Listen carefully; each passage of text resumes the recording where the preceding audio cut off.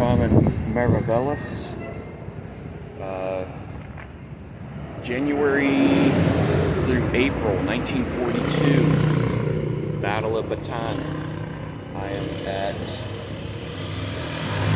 Ground Zero, where the combined forces of the Philippine Army and what was left of the American Army after Douglas MacArthur left for Australia. I am here at Ground Zero for the Bataan Death March. Now there are two different marches. They got this one, and I'm going to take you up to the other one, which is about 2 hours away. But when the surrender, the Japanese gathered up everybody and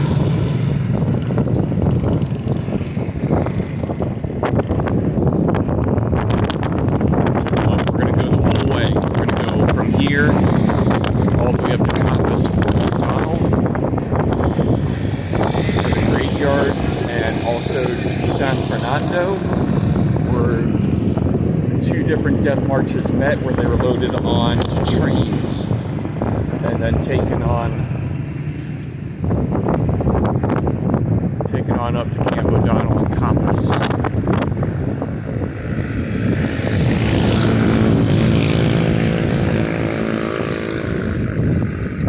So the fighting went all the way. I'm going to take you to some of the battle sites also.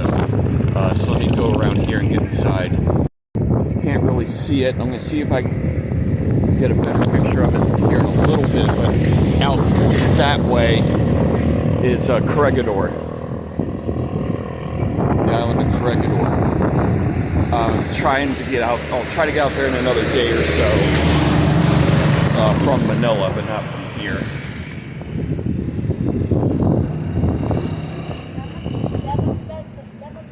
I have to pay. Do I have to pay? No, I don't have to pay. Alright.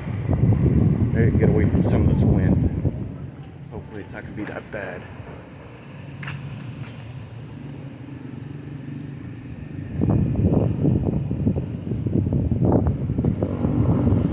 Too close here. Let's back out a little. There we go.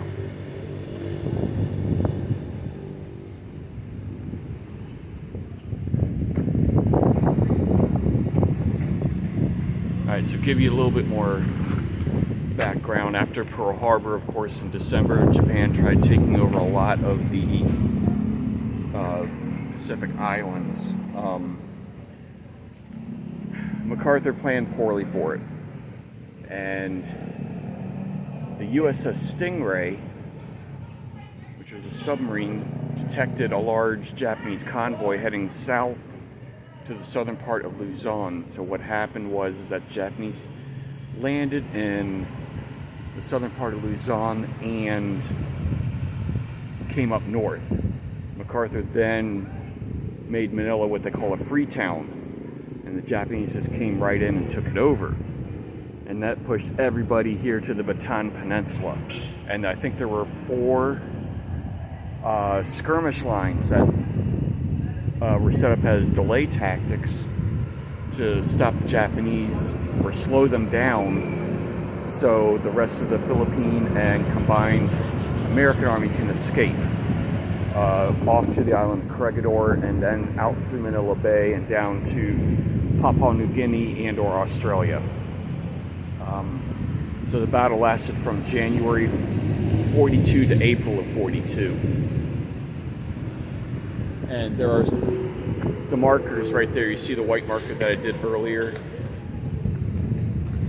Those are set every kilometer up to San Fernando, which is a good, I don't know, probably 18 kilometers away.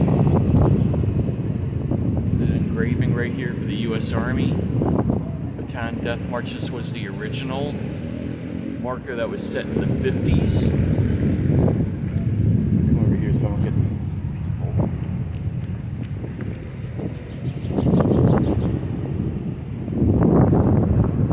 It's kind of a shame that a lot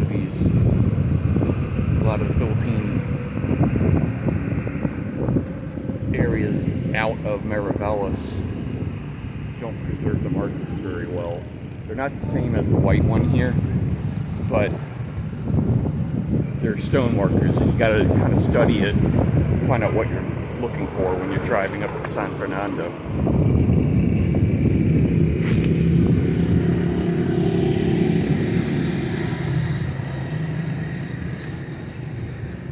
So 76,000 total were captured.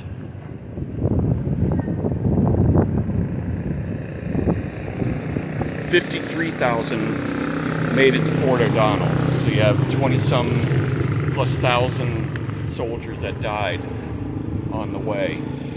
More Filipinos were captured than the U.S. I think there was 30, gosh, I'll have to go back and look. I'll put it in a subtitle. But I think it was 3-to-1. For every 3 Filipinos, 1 American. And then there was even more that were captured up in the next spot that I'll be taking you to. And I think this is pretty wild. This is more, again, for me, for when I get old, but I'm hoping you guys will like this. So we'll stop along the way, and I did take some other markers from like marker number 9 all the way down to here, because we're coming in from the opposite direction, so it was counting down to ground zero here. But we're gonna head up to the other place here shortly, and I'm gonna try walking down that way, see if I can get a good shot of the regular